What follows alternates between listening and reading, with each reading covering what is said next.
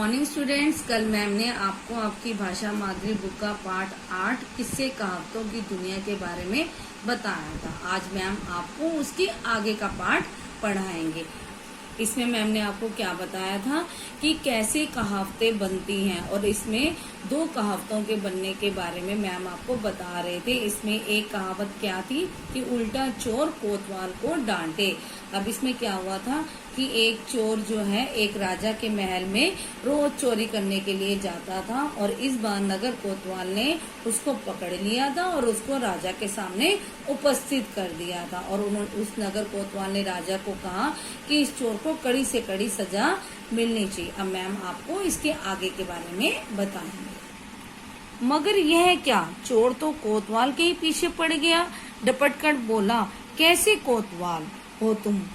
यही रक्षा करते हो महल की? सारे पहरेदार तो तुम्हारे सोते रहते हैं, फिर चोरी नहीं होगी तो और क्या होगा? उसने कहा कोतवाल को, जब मैं पहली बार चोरी करने के लिए आया तो मैंने क्या देखा, तुम्हारे सारे पहरेदार सो रहे थे। कहीं ऐसा ना हो किसी दिन सारा खजाना लूट जाए। मैंने तो सबको यह बताने के लिए ही चोरी का नाटक किया था, ताकि सबको पता चल जाए कि चोरी कभी भी हो सकती है और सब लोग सतर्क रहें। लेकिन लोग उसकी बात सुनकर क्या कहने लगे, वाह देखो, उल्टा चोर कोतवाल को डांटे, अर्थात स्वयं गलती करने वाला दूसरे को ही दोषी ठहरा रहा। उसने स्वयं चोरी करके गलती की और वो कोतवाल को ही डांट रहा है कि तुम सारी गलती तुम्हारी है। तो इस तरह से ये कहावत बनी, उल्टा चोर कोतवाल को डांटे। चलो अब मैम आपको एक दूसरी कहावत कैसे बनी उसका किस्सा आप सुनाते हैं। एक दिन गांव के मुखिया के घर भोज था। भोज का मतलब आप सबको पता है, दावत थी, पार्टी थी।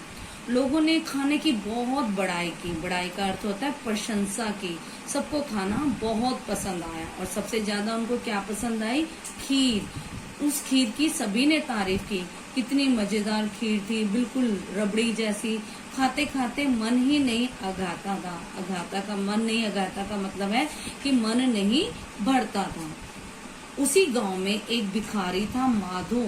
माधो देख नहीं सकता था, अर्थात वह जो माधो नाम का व्यक्ति था वह नेत्रहीन था, वह अंधा था, उसे दिखाई नहीं देता था। जब माधो के कानों में भी खीर की तारीफ पड़ी तो उसने खीर कभी नहीं खाई थी। उसने सोचा पता नहीं खीर कैसी होती है, और लोग इसकी इतनी बड़ाई कर रहे थे। बड़ाई का मतलब है प्रशंसा कर रहे थे। उसने अपने साथी दोस्त कालू से पूछा, कालू ये खीर कैसी होती है? कालू ने जवाब दिया, और कैसी, उजली होती है। उजली का मतलब है सफेद। अब बेचारा माधो क्या जाने उजला, लाल और पीला कैसा होता है। अब आप बच्चों, आपको पता चल ही गया होगा कि माधो को इन रंगों के बारे में क्यों नहीं पता, क्योंकि वह देख नहीं सकता था, वह नेत्रहीन था। वह तो जन्म से ही नेत्रहीन था। उसने फिर पूछा, भैया उजला कैसा होता है? अब कालू बड़ी कठिनाई में पड़ गया, इधर उधर देखने लगा। पोखर के किनारे, पोखर का मतलब है तालाब के किनारे, उसे एक बगुला दिखा। बोला, माधो बिल्कुल बगुले जैसा होता है। अब भला माधो ने कभी बगुला देखा हो तब तो समझे। कुछ देर तो माधो चुप रहा, फिर उसने सकुचाते हुए पूछा। सकुचाते का मतलब है संकोच करते हुए पूछा, भैया बस इतना तो बता दो कि बगुला कैसा होता है। अब कालू की कठिनाई और बढ़ गई, क्योंकि जब उसने पहले ये है कहा कि खीर जो है वो उजली होती है, तो माधो को ये भी नहीं पता था। फिर उसने कहा कि बगुले की तरह होती है, अब उसको बगुले के बारे में भी नहीं पता।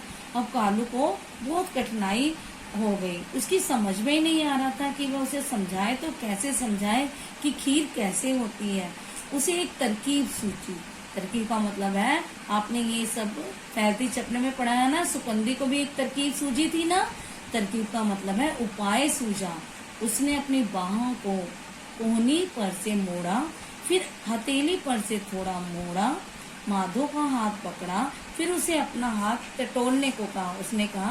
उसने अपने हाथ को मोड़ा और अपने हाथ को भी, हथेली को भी थोड़ा सा मोड़ा, और उसने माधो को कहा कि अब तुम मेरा हाथ खोजो कि मेरा हाथ कहाँ है।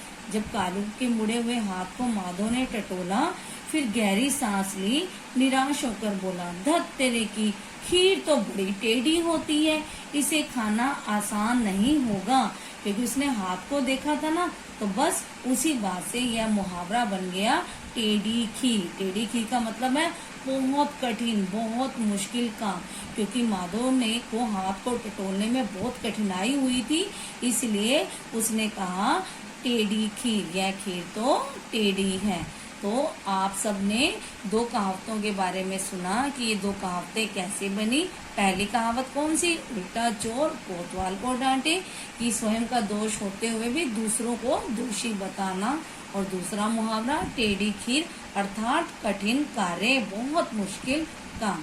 तो आप सब इस पाठ को बहुत अच्छे से पढ़ना और इसमें आए हुए कठिन शब्दों का अभ्यास करना। कल मैम आपको इसके शब्दार्थ और प्रश्न उत्तर करवाएंगे।